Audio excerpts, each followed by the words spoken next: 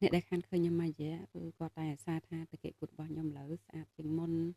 ពេញជាងមុនមូលជាងមុនអីចឹងណាយល់ទៅវាមានកត្តាច្រើនយ៉ាងទីមួយគឺដោយសារចង្កេះរបស់ខ្ញុំតូចជាងមុនផងកាលណាដែលចង្កេះតូចគឺវាធ្វើឲ្យយើងបែងចែកតាកែនឹងគូតគឺមើលទៅរឹតតែធំជាងមុនតែបើចង្កេះរបស់យើងនៅធំហ្មងយើងអាចឃើញតាកែគូតរបស់យើងស្អាតទេហើយចំណុចមួយទៀតគឺតាកតងផ្លូវរបស់យើងនៅពេលដែលផ្លូវរបស់យើងរៀងតូចជាងមុន smooth ជាងមុនហើយវាហាត់ទៅយើងហាត់ដាច់កន្លែងតាកែនឹងគូតហើយនឹងផ្លូវក៏មើលទៅគូតរបស់យើងមួយចំនួនផងដែរ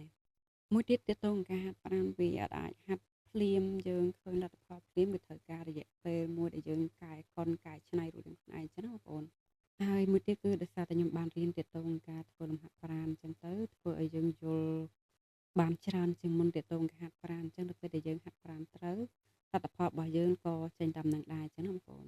មួយទៀតទាក់ទងរបបអាហារបងប្អូនខ្ញុំតតែញ៉ាំអាហារព្រឹកព្រៀងណាស់បើមិនចឹងទេគ្មានថ្ងៃស្អាតដូចគេទេបងប្អូនអើយរៀងពិបាកជាងគេបន្តិចតែព្យាយាម